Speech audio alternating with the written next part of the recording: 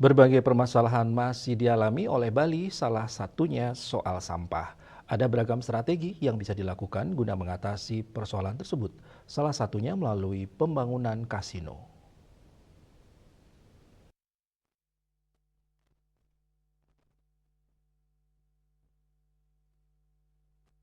Salah satu permasalahan yang masih dialami yakni keberadaan sampah yang belum dikelola maksimal. Beragam strategi bisa dilakukan, salah satunya melalui pembangunan kasino di Bali. Hal tersebut diungkapkan oleh Ketua Umum BPD HIPMI Bali Agung Bagus Pratik Salinggih.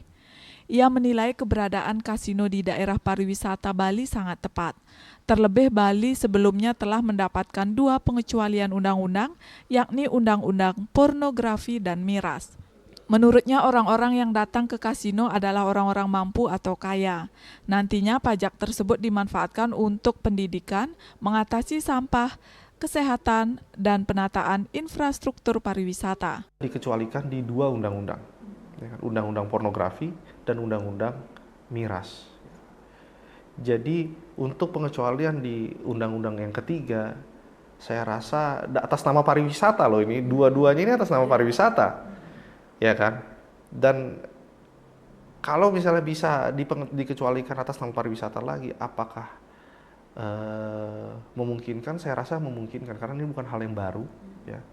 Dan yang namanya orang ke kasino, saya bilang itu bukan orang-orang masyarakat kecil.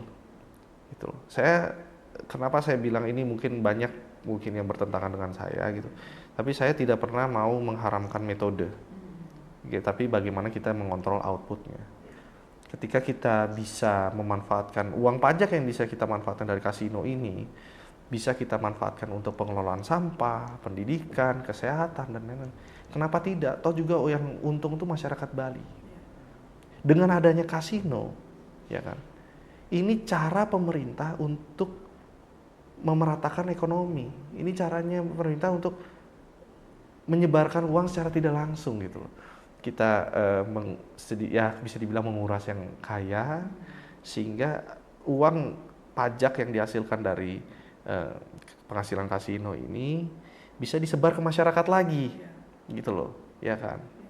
Dan ini saya rasa akan sangat membantu ekonomi Bali. Bisa aja kok, misalnya contoh misalnya Malaysia. Malaysia itu negara agama juga, tapi punya genting, ya kan? Singapura dia punya MBS, ya kan? Indonesia kenapa tidak? Ditambahkan juga pajak yang dihasilkan dengan dibangunnya kasino merupakan upaya dalam memeratakan ekonomi Bali. Desak Aryani, Bali TV.